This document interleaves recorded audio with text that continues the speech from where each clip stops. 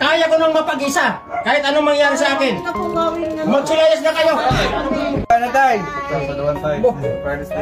Ayos kayo ah. Kumano-mano ka pa? Magsiuwi nga kayo doon sa inyo. Bakit naman po tayo? Father's Day po ngayon. Bakit? Kung mo Father's Day? Ha? Sa ilang taon? Hindi niyo pinadama sa akin na may Father's Day pala? Ngayon, gaganon-ganon kayo sa akin ngayon? Magsiuwi kayo doon sa inyo.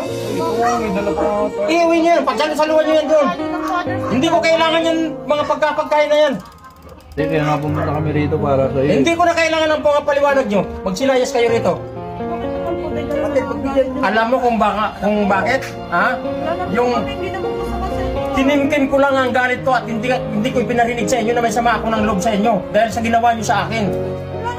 Ha? Nung wala akong anak buhay at sinasabi nyo, ikaw, lalo na ikaw, ha? Sinabi mo sa akin na pabigat ako sa inyo.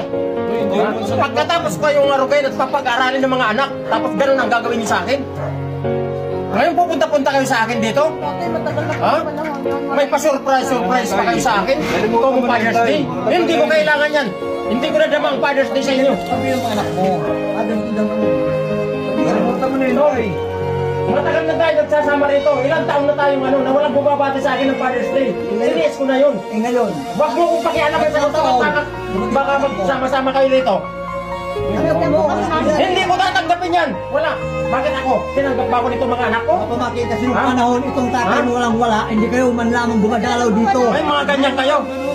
Tapos na, tama na. Pinapag-aaral ko na kayo. Nakagraduate na sa lahat. Ha? Kayong lahat. Oh, magkanya-kanya na kayo. Kahit mahina na ako, hindi ko na kayo matatanggap dahil sa ginawa niyo sa akin. Pinadama niyo sa akin. Sobrang sakanan. Tapos ganyan ang gagawin niyo sa akin. Matagal na panahon na. Hindi ko na kailangan yung mga paglapit-lapit niyo sa akin. Dahil kinalimutan ko na yan. Kinalimutan ko wala akong anak. Anong sobra na kayo? Nung ako nangangailangan sa inyo. Ha? Kahit sinasabi ko sa inyo na bigyan niyo man lang ako ng pambili ng gamot dahil may sakit ako. Ano, binigyan niyo ba ako? Pinalayas niyo pa ako. Anong ginawa ko? Nagsumikap ako. Ay, matagal na yun, tay. Kalimutan mo na yun. Hindi ko na makakalimutan yung mga nakaraan na yun. Yung mga pinadama niyo sa akin.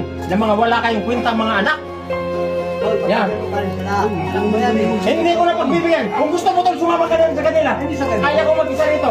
Huwag mo kong pag-unayan. Baka tayo mag-away. Sabi nga, itong dito patawarin yung humingi sa tawad. Pabigyan mo, anak mo yan eh. Hindi na. Kalimutan na natin. Wala na. Tay. Ito, gusto namin kaya kami nandito.